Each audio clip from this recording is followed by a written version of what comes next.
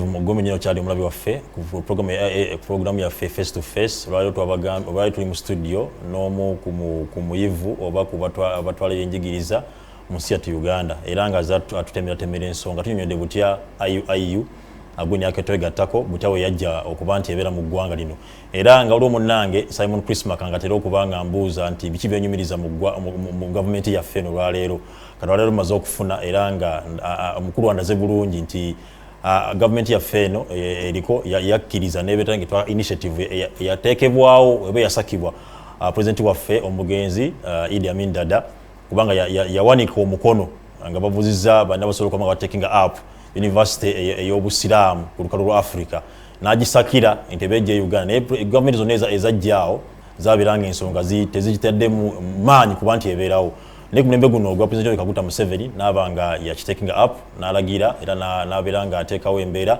okubanti ayi university eyo etandika era nebanga bachuma omutwe mukadde wafenga butunyonyodde nebanga ezimbono okubanti no weri era nga zemu university mugwanga tabantu zebegomba okubanti buli omwa yagala test atekeyo omwana we abirenga asomera kubanga esogeda abana baba wana kempisa babana ko kwambala obulungi babana okuba n'eddiini era kimanyi nti omwana yenna asomye nga ayita mu mikono gy'abana ddiini era aberamu avaamu nga muntu mulamu so ekyo ndikyo achievement tujebaliza era njebaliza bona Christmas kanga nkimanyi ko oli olaba njikuwadde etode kati nayenga tugumdiddemu tugenze nga tulaga professor nga agenda tunyonyola online teaching online learning era nga tukimanyi bulungi kati zezimu kyazi new normal abantu bataddewo embere okuba nti omuntu asobola okusoma nga tali kudala mu classroom mwenyini so professor agenda tulaga online learning eno kyeki era bonga IU betesetese batyo okuba nti bakyuka ne new normal eno okuba nti batambula nayo professor. Bismillahirrahmanirrahim. Enjigiriza ya online nga mwangambi si mpya ebaddewo for a long time era nzijukira mu 2018 twali tugenda kugitandika but at that time twali tufunye company ngevudde bweru yegenda oku changing a curriculum changing for online delivery nenga concept ya company eyo yali massification tulina okubeera n'abaana bangi tusasuze sente ntono netubere n'abaana bangi abakulu baffe ne bakitya aba national council ne bagamba nedda engeri gye mutanatandika tulina kubawa namba ntono y'abaana okutandikirako company neremwa kubayo yali eyagala ki abaana bangi naye nga already ayu twali ready okutandika online learning so now comes covid nejetukuba fenna netukuba enkoona netunywera netufukamiza bagamba it's not how you fall but rather how you get up. That's what makes you somebody.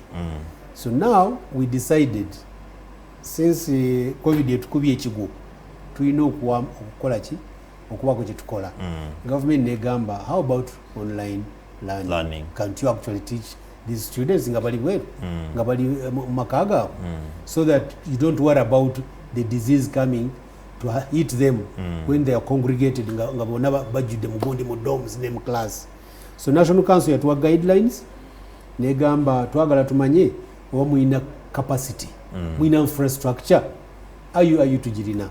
We have our department ya ERP. In fact yibadde kula yina system ya for example mwana bwaba yagala okulaba marks ze agenda ku ERP na checking bwaba yagala okulaba assignment agenda ku ERP na bwaba yagala okulaba billing cycle agenda ku ERP nalaba sente mekaza Owinga University. So already the structure was there, the infrastructure was there. Now it is now to align it numtandiko okozesa same platform nenga is for teaching. And as soon as COVID hit us, team yafenge kulirwa Haji Hamza Sekalema ye manager wachi wa ERP ne team ye ne batandika okukola platform yachi yokusomesa. Platform is so good and National Council has come and looked at it and has uploaded it. It has several ebintu bingi biraga ngenda ne connecting nzengo omusomesa ngenda ne connecting a computer ne platform endaga bana bameka abali mu class yange kati omwana naye agenda na connectinga na enrolling mu class so bwe ngendako ndabira ddala abaana abakoze eki abaliko ekyokubiri nsobola okuteekawo assignment nengamba mugende muwandiike ku kintu kino topic eyo nengiteeka mu kompyuta oli aliitendera oba ali bundi bujo baaliwa bwagendamu n'alaga nti profesa gyagenda ngambye mpandiike ku nsonga emu n'atypinga ku gundi ye n'aweereza answer. He doesn't have to be with me face to face for that to happen. Nga bwe nakugambye nzo ku recording the entire lecture. Kati nga our conversation suppose it's a lecture, it is recorded and then you put it to platform. Omuntu ajja kujja agambe there was a topic about education in Uganda, go and watch it. Kakati nzo omusomesa nga mugamba you watch that video and then after that answer the following questions. How did you begin? Ajja kuba juulidde nga njogeddeko. So it is very simple. It looks complicated but it's really very very simple. Of course one of the gundi kizibu kyayo nti data is expensive. Era vice chancellors we have talked with the government and the ministry. How can we make data accessible to our students? If we solve that problem, omwana nabanga he can easily buy data eyokusoma. And I think there are ways in which it is being done. I understand Makerere and a few other universities have been able to work MTN and Airtel nibakola ku nsonga eyo. But I think government is okutuyamba nekola wamu for universities zonna nti omwana baba agenda kusoma oba omusomesa agenda kusomesa is not going to be too costly okufuna ki data. Ekyokubiri equipment. Omwana alina okubeera either ne computer oba ne smartphone. So IUIU is trying to seek help from our partners, but funire gundi at very reasonable prices. Buli mwana wa IUIU abeere ne smartphone oba ne iPad oba ne computer. N'abasomesa baffe bonna babeere neki ne computer. Once you solve those two, computer, iPad oba smartphone ne data, you can teach online. Okay. Of course, we shouldn't also forget nti obusomesa teaching and learning is complex. Waliwo ebintu ebitali easy kusomesa online. For example, practicals ogenda kuzikola otya? Omusomesa omusawo alina okulaba kadava holiday ku online asobola okugiraba nga naye yandiyagadde agikwateko ategeere chemicals, chemical practicals, labs. How do you do it online? Now there are different ways that are being evolved, simulations nabiki, which are trying to replace physical labs, but you cannot get entirely everything. Some practicals you can do online endala tosobola, but even that ekirala ekizibu.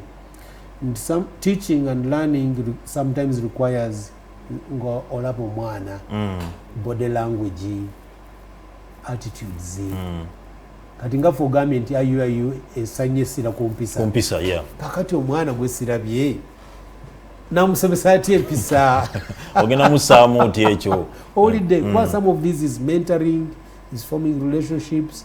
So that is a question mark that we need to think about, so that we don't just go head on no government bintu tubyera bire ebya face to face. No, there are some fundamental advantages of teaching and learning where you ngamuli face to face mulabagana holiday.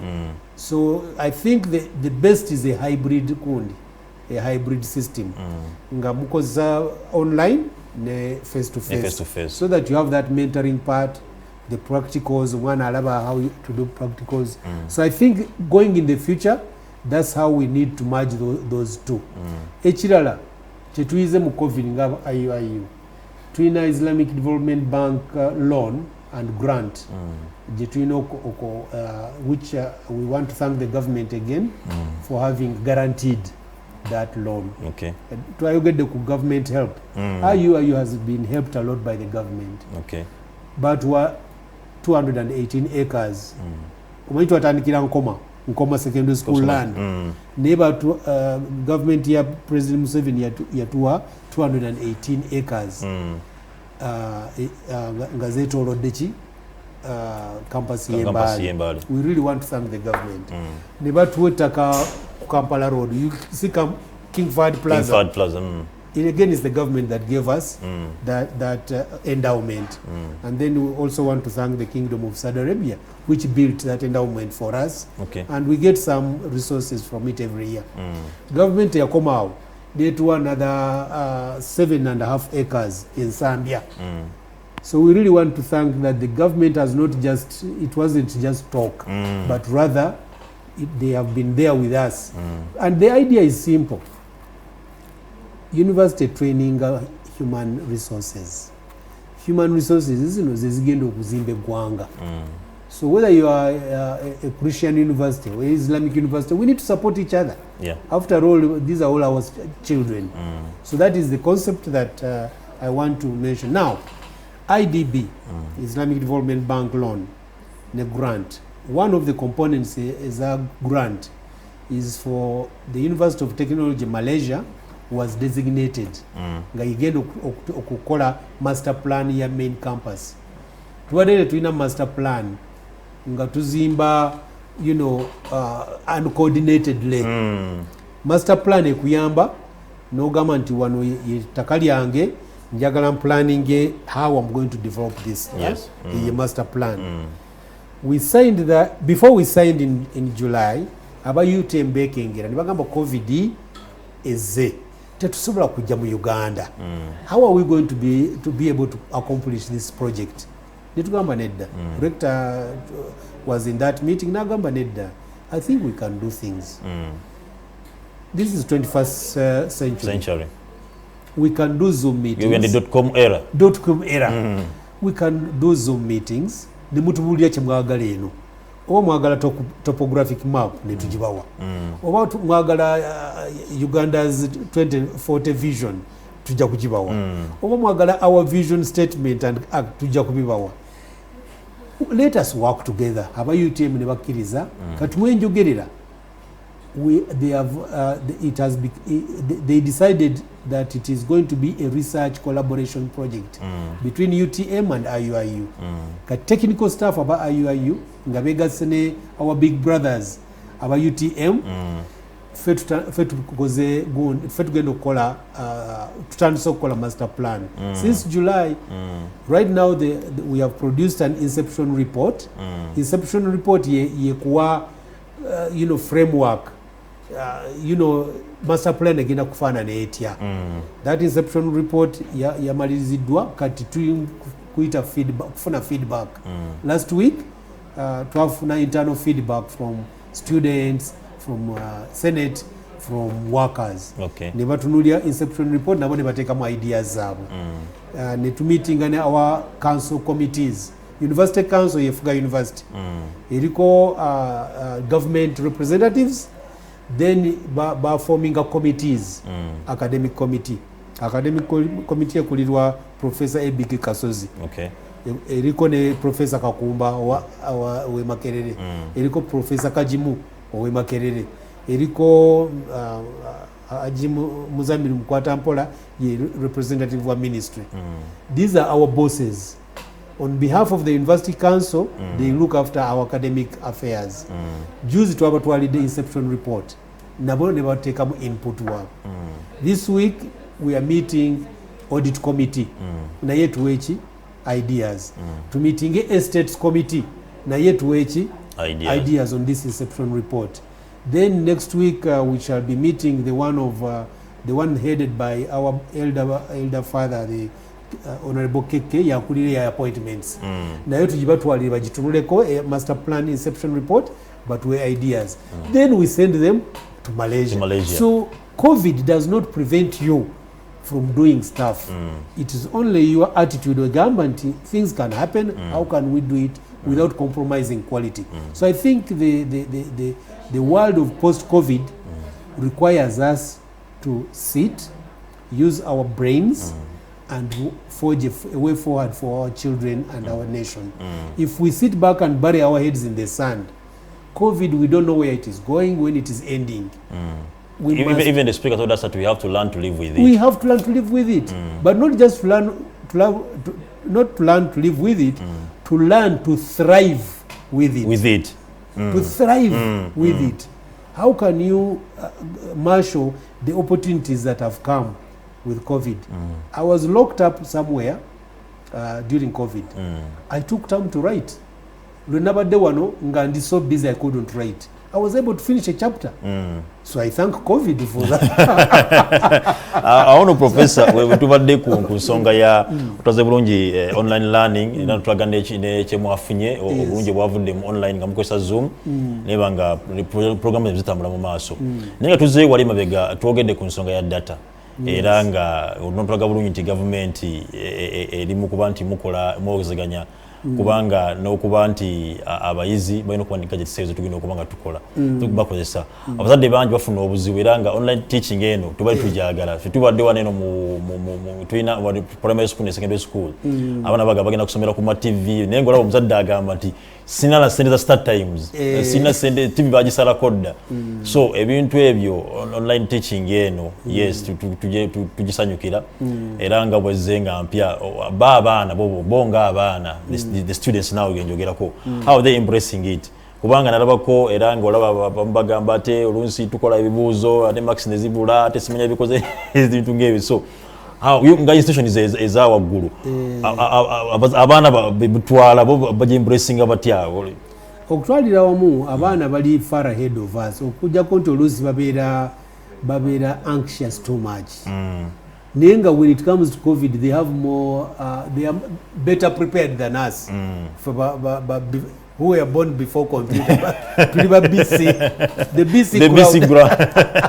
Yeah. Before computer, I struggle more than my daughter. I have a daughter who is who will be 13 years in December. Madam Shahida. When she catches this phone, she can do amazing things with it. So I think if we are positive, abana, they shouldn't be too anxious. Yes, they are worried. I think if we come together and we work together, you'll find that exams, as far as IUIU is concerned, we are very cautious. Mind to be very strict with exams. We don't play. So what we've said for Odell, Ntiabana to talk about normal assignments. But when it comes to exams, we don't have yet a system online where we can assure nti omuntu ali tendero tagenda kubba bigezo.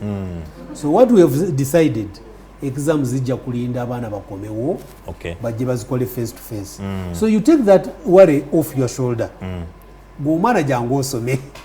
When time comes for exams tujja kuyita following SOPs tubatuze wano 2 meters whatever okole ebigezo byo ogende. That's how we are going to do it. So that shouldn't be a problem until we get those online features. One jeziri, by the way, there are systems where there is face recognition, where obere tenderone kastam kubanga nkuina kugundi yange tosa kwechusa oina kuberanga monitoring, but we are not there yet. So that shouldn't be a problem. Echirala. So I think the biggest problem is attitude. The biggest problem is attitude. When nali mu America nakola echeyo, there are a lot of jobs you don't find on my resume. Nenga zatuyamba. In one of those chenakole mu America, nali cashier in a grocery store. Neyo kimanyi nti bakashiers bonna batutwala for 3 days of training. Era omuntu yava mu headquarters. This was 7-Eleven Corporation. 7-Eleven Corporation in grocery stores. But all over the US and all over the world. So it's a multi-billion company. Nengo buduka butono butunda kawa, butunda sukari, butunda mata. I was going to work there as a cashier. They brought somebody, a trainer from the headquarters, now training her for 3 days. Why? Yatugamba, you are the face of the company. Kuwanga customer interacts with you. So without your success, we are not successful. Yeah. That's why I've come to train you. Now Tugamba, I'm going to give you a few lessons. Number 1, attitude. Number 2, attitude. Number 3, attitude. What is going on? Nagamba, without attitude, without the proper attitude, 7-Eleven will not succeed. What I mean is, you are the front and face of the company. You must always have a smile on your face. No matter what. Please, once you enter 7-Eleven, put a smile on. So that's number 1. No matter what. Nagamba, the second lesson I want to teach you. The customer is always right. Number 1. The customer is always right. Number 2. Number 3, even if he is wrong, he's always right. Uchitegeera kyengamba. Customer ne wabali mumbira tewesika naye. Kubanga yalesa akasente. When I had just come to Uganda, twali tutambula ne bawala bange Embale. Nensanga omusajja nga atunda silipa. Sandals. Kumbale Street. Nembuzo otunda meka. Bitwale 2 n'ekitundu. Ngamba ng'osedde. Nziriramu naawe. Mitwale 3. From ebitundu kana agenze kwesatu. Nkyolo kuba mubuuzizza. Omusumbuwa. Mitwale 3. Nentambula nengenda. N'atakimanya nti actually I had the money to buy those sandals. If he had treated me nicely, nali nsobola okugula ne 3 pairs. We lack customer service in Uganda. Not just shops, but in schools. We are always struggling with our with our workers. Abana mbayise bulungi. Abana talk to them nicely. Mu USA, the student is the king. Not in terms of authority, but in terms of being treated humanely. Era abakozi bonna bamanyi nti because of that student they have a job, which is the case in many of these private universities. Our university, without the students, bazadde bamuffe nga temutuwadde sente, we are nothing.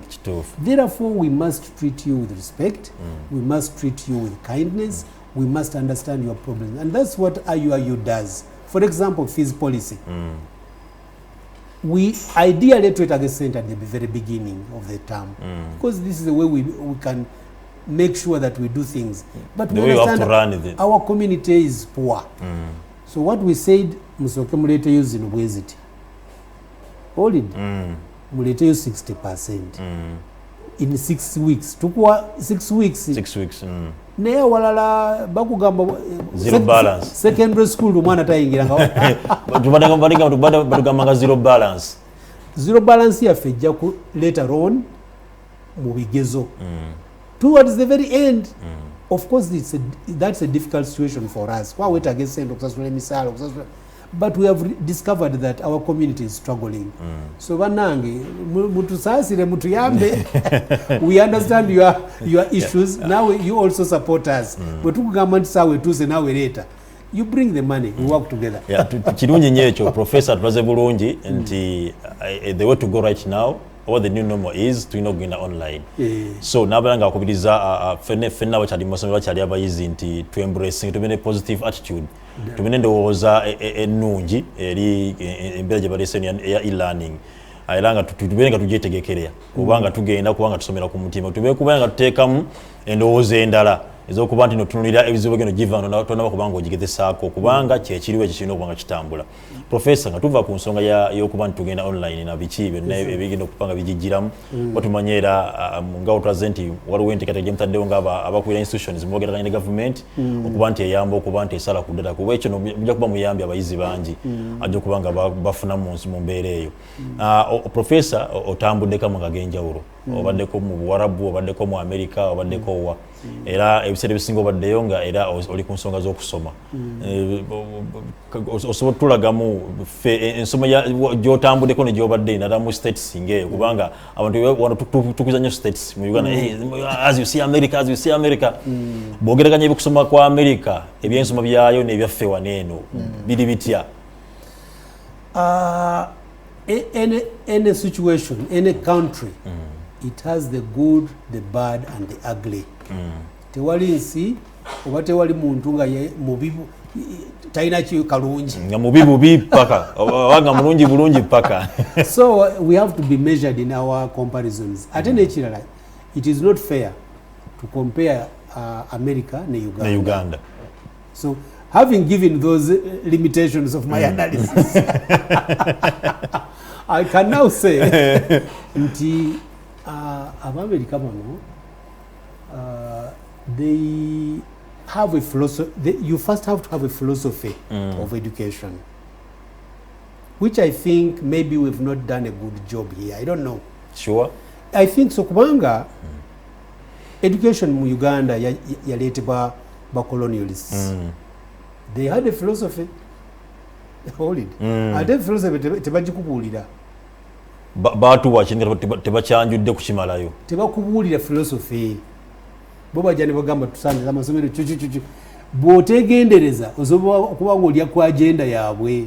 They were here to train people, clerks, biki okukola mu to build the British Empire. That was the job of the schools. To build the British Empire. Kakati, have we ever sat down and gamba? I think we have. Professor. I remember the sentence Akajibu. Professor Katononyo. Yes. Njera oyongera okutangaza ensonga eyo. Abasajja no bajja waneeno. Bajja ku traininga abantu abagenda okubayamba ku bazimba British Empire. Tebakulimbangako nti bajja wano kuyamba. Bajja ku traininga abakozi bagenda kubakolera. Yes. I don't know. I think there have been some changes here and there. Ne America chibakola. Bakola philosophy of education. What is knowledge? Where are the sources of knowledge? How do we teach that knowledge? In the 1917, bali bogera ku secondary education. Ne bavayo with several principles, the cardinal principles of secondary education. Basically, secondary education yaffe genda biche bigendererwa byayo ne bateeka mu citizenship. Command of the fundamental processes, meaning math, bichi bo bakiyita command of the fundamental processes. Citizenship nti oyina omwana wayitira mu high school abamanya okutegeera ye yani in terms of the country. Agenda kubeera muntu ki ne bateekamu health nti omwana wamalira high school ebyobuyonjo hygiene bikyateeka okuba nga akoze ki ng'abitegeera and so forth and so forth. These become now the guiding principles ng'otandika secondary education nga tonagenda curriculum, tonagenda ku teacher education, tonagenda ku ki. Why are you having education? A structured education system. So we need, and that constantly changes. Right now they have come up with the 21st century 4 C's that are important to drive 21st century education. Collaboration, creativity, you know. So this becomes the philosophy that guides everything else. So my thinking is, as Ugandans, what is our philosophy of education? As Muslims in Uganda, what is the philosophy of our education? Our philosophy may be slightly different from other communities. For example, Abasiramu tulowooza mu dunya ne akhira. So that's the fundamental principle. Tusambisa ebiri. Abasiramu tukkiriza mu Katonda omu, Tawhid. How is that captured in our thinking of schools? Abasiramu, we believe in body and soul. So are you neglecting the soul when you're planning your school? If you do, omwana ogenda kumugraduatinga abeera omubbi. Holiday. So the reason we mind about character training at Makerere, I mean at IUIU, it is both teaching skills and character.